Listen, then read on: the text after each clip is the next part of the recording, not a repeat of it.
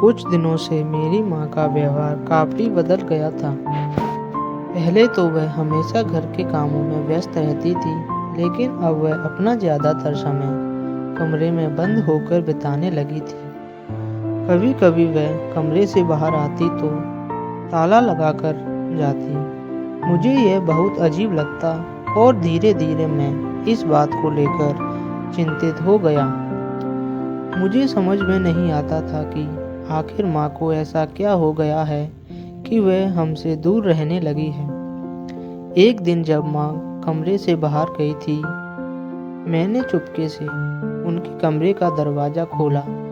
जैसे ही मैंने अंदर घुसा, मेरी आंखें फटी की फटी रह गईं। कमरे की दीवारों पर हर जगह पेंटिंग लगी हुई थी।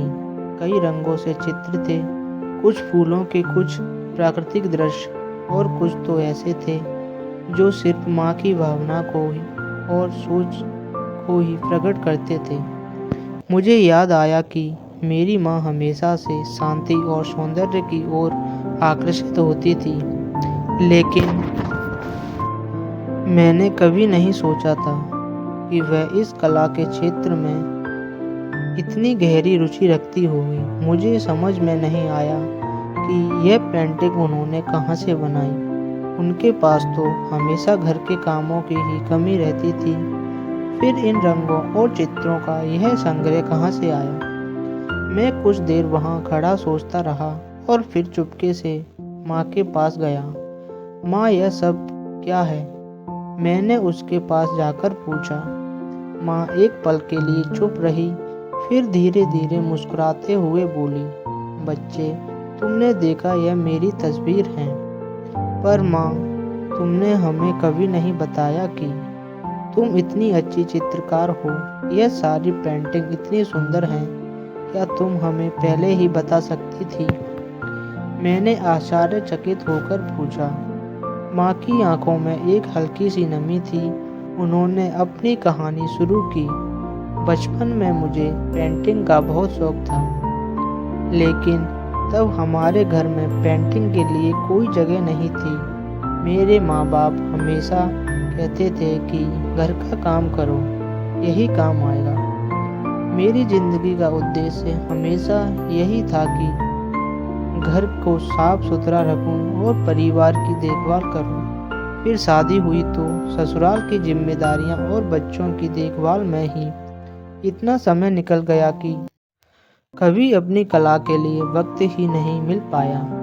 माँ की बातों में एक गहरी उदासी थी, लेकिन साथ ही एक संतोष भी था, जैसा कि वह इस बात को स्वीकार कर रही हो कि जब भी जीवन से उसे एक नए मोड़ पर ला खड़ा कर दिया है।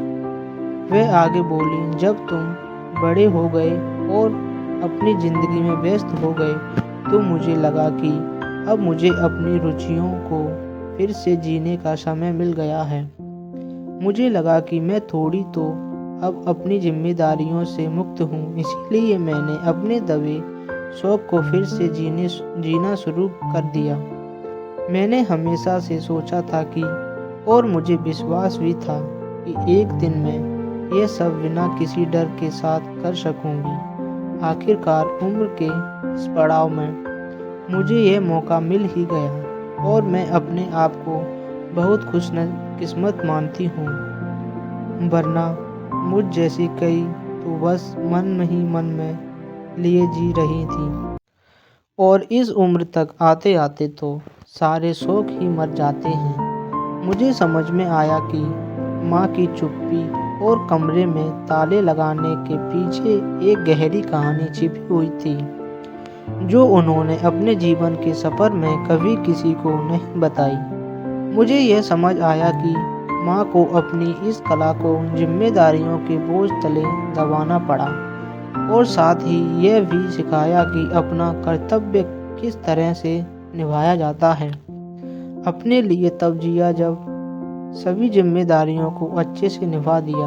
माँ ने मुझे यह सिखाया कि उम्र कभी भी किसी शौक को पूरा करने में रुकावट नहीं बनती, और हर इंसान को अपनी आंतरिक अभिव्यक्ति के लिए कुछ समय देना चाहिए। माँ की पेंटिंग अब मेरे लिए सिर्फ रंगों और चित्रों की पेंटिंग नहीं है, बल्कि यह प्रेरणा है कि जीवन में कभी कुछ नया शुरू किया जा सकता है और कभी भी अपने सपनों को पूरा किया जा सकता है।